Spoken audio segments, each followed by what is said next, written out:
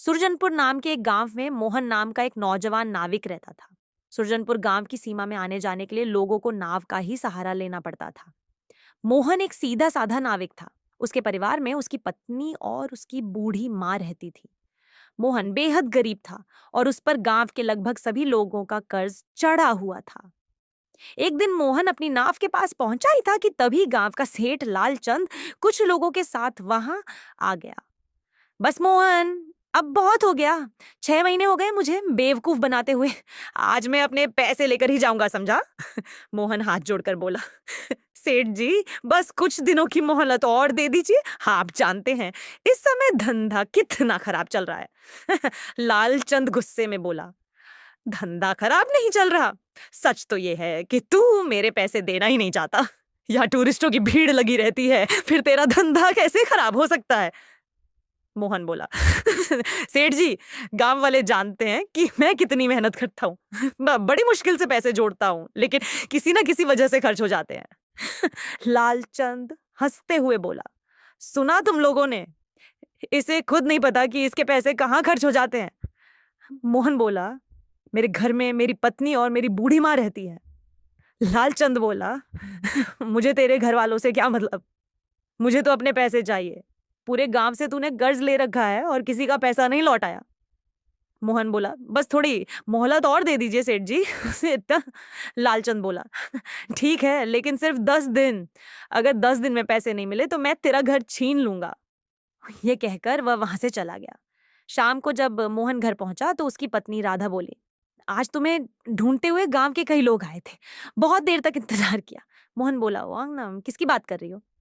राधा बोली, गांव वाले अपने पैसे मांगने आए थे। मोहन उदास होकर बोला, समझ नहीं आता क्या करूं? जब भी कुछ पैसे जोड़ता हूं, कोई ना कोई मुसीबत आ जाती है। राधा बोली, गांव वालों को इन बातों से मतलब नहीं, उन्हें सिर्फ अपने पैसे चाहिए। फिर वह गुस्से में बोली, बाकी नाविकों को देखो, कितने अमीर हो गए हैं। उनकी नाव में टूरिस्ट बैठते हैं, लेकिन तुम्हारी नाव में क्यों नहीं? मोहन बोला, वो लोग टूरिस्टों से झूठ बोलकर ज्यादा पैसे लेते हैं। मुझे झूठ बोलना नहीं आता। राधा बोली, क्यों नहीं कहते कि तुम्हें धंधा करना ही नहीं आता? अगर ऐसा ही चलता रहा तो तुम्हारी नाव भी छिन जाएगी। इतना कहकर वह गुस्से में चली गई। 10 दिन गुजर गए। 10वें दिन मोहन नदी किनारे उदास बैठा था।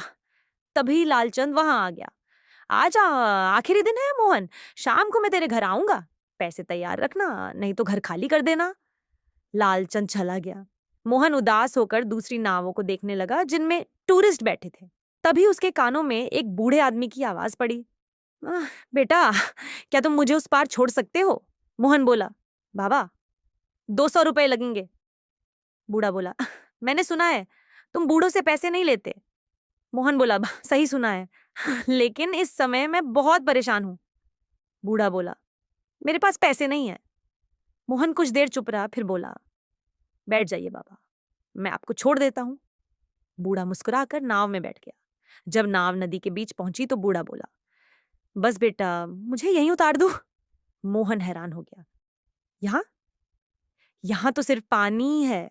बूढ़ा बोला, जो मुझे दिख रहा है वो तुम्हें नहीं दिखेगा। मोहन डर गया। अगर ये मर गया तो इल्जाम मुझ पर आएगा। डर के मारे उसते मोती उसने भी नदी में छलांग लगा दी। लेकिन जैसे ही उसने छलांग लगाई, उसने खुद को एक सुंदर जंगल में पाया। वह एक छोटे से तालाब में खड़ा था। चारों तरफ अजीब चीजें थी। बोलते हुए पेड़, बोलते हुए फल। कुछ देर बाद वह एक सोने के महल के सामने पहुंच गया।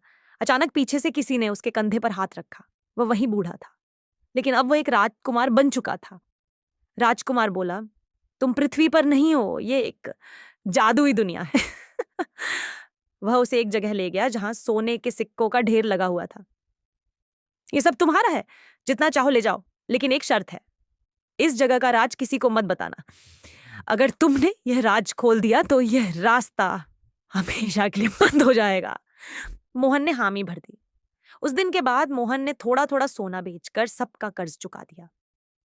धीरे धीरे वे सुरजनपुर का सबसे अमीर आदमी बन गया, लेकिन गांव का सेठ लालचंद उससे जलने लगा। एक दिन उसके आदमी कालू ने बताया, मैंने उसे नदी के बीच में कूदते देखा था और कुछ देर बाद सोने से भरा थैला लेकर निकलते देखा, लालचंद बोला। मतलब नदी में सोने की सुरंग है। दोनों उसी जगह गए और नदी में कूद गए। लेकिन अचानक तेज लहर आई और दोनों डूब गए। मोहन ने आज तक उस रहस्यमयी दुनिया का राज किसी को नहीं बताया।